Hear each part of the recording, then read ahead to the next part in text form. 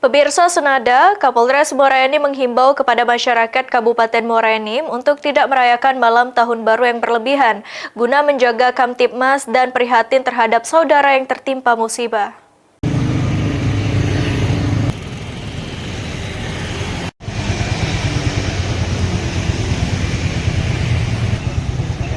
Polres Muara Enim telah menyiagakan personil gabungan di sejumlah titik rawan kawasan Kabupaten Muara Enim.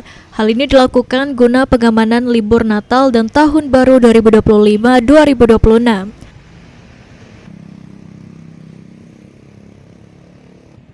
Posko pengamanan ditempatkan pada titik rawan macet dan lokasi destinasi liburan, serta tim patroli keamanan guna menyisir kawasan rawan kejahatan jalanan, terutama pada malam perayaan malam tahun baru. Selain menjaga keamanan dan mengurangi kemacetan waktu libur Nataru, Polres Muara Enim juga mengimbau kepada masyarakat Muara Enim untuk tidak merayakan malam tahun baru secara berlebihan. Kapolres Muara Enim AKBP Joni Eka Putra mengajak masyarakat Kabupaten Muara Enim untuk tetap menjaga ketertiban saat perayaan malam tahun baru 2026, baik yang merayakan di jalan maupun di pusat hiburan dan lokasi-lokasi tertentu.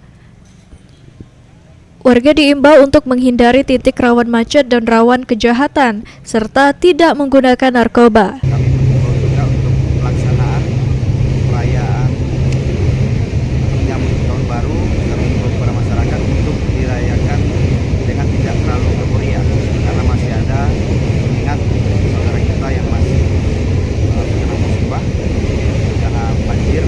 Kita tetap memperhatikan kegiatan yang tidak berlebihan. Mardiansyah, PAL TV.